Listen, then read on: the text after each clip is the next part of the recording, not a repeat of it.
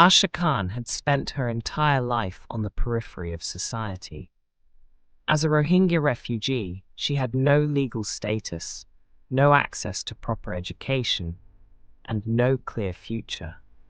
But what she did have was an indomitable spirit and a mind sharper than the rusting knives at the food stall where she worked.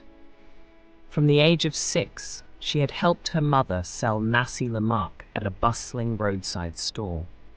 Though her hands smelled perpetually of coconut rice and fried anchovies, her mind was preoccupied with something far beyond mere survival: books. She scavenged for discarded textbooks, memorized pages by moonlight, and whispered mathematical equations under her breath while chopping onions.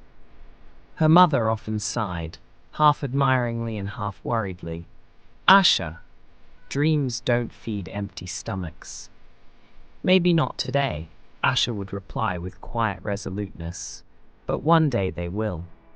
One evening, after a particularly grueling day, Asha discovered a tattered book on engineering left behind on a cafe table.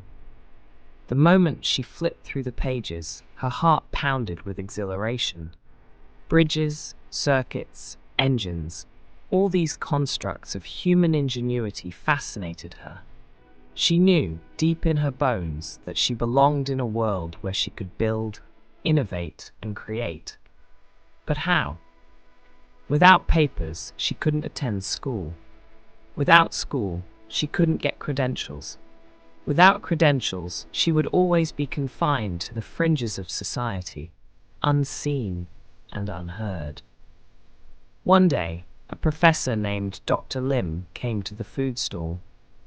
Unlike most customers, he noticed Asha's makeshift notebook tucked between condiment bottles and her quick mental calculations when handling change. He struck up a conversation, and within minutes, he realized her mind was extraordinary. "You have a gift, child," he murmured, rubbing his chin in contemplation. "Would you be interested in learning properly?" Asha's eyes gleamed. "More than anything." Dr. Lim began smuggling her books, worksheets, and online resources. He taught her in the quiet hours before dawn, pushing her to delve into algebra, physics, and programming. When she solved a problem that took his university students hours to comprehend, he knew she was destined for something greater. Despite her passion, obstacles loomed. Many in the refugee community warned her not to hope too much. Society was replete with barriers. Yet, Asha refused to succumb. She learned clandestinely, soaking in knowledge like parched earth after a storm. Then, fate intervened. A national STEM, science, technology, engineering, and mathematics, competition announced a special category for independent students. Dr. Lim forged a plan. Since she couldn't officially register, he would enter her under his sponsorship. Together, they worked tirelessly on an energy-efficient water purification system for refugee camps. A solution Asha had dreamt up after seeing her own people suffer from contaminated water. On the day of the competition, Asha felt an amalgamation of excitement and trepidation. Her heart pounded as she presented her project before a panel of eminent scientists and engineers. She explained how the system could be constructed cheaply using repurposed materials and how it could save thousands of lives. Her words carried the weight of lived experience, of someone who had fetched and boiled dirty water for survival. When the results were announced, the hall erupted in applause.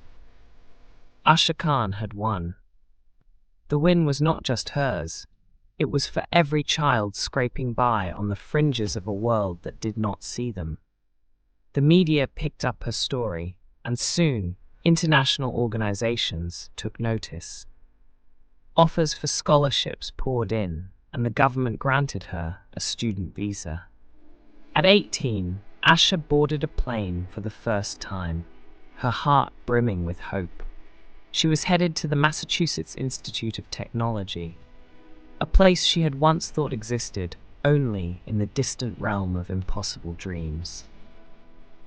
Years later, when she stood before a crowd at a global innovation summit, she reflected on her journey. "Adversity does not define us," she said, her voice unwavering. "What defines us is our refusal to be shackled by it." Asha Khan, once a nameless refugee, had become an innovator whose work transformed lives, and all because she had refused to let the world dictate the extent of her possibilities.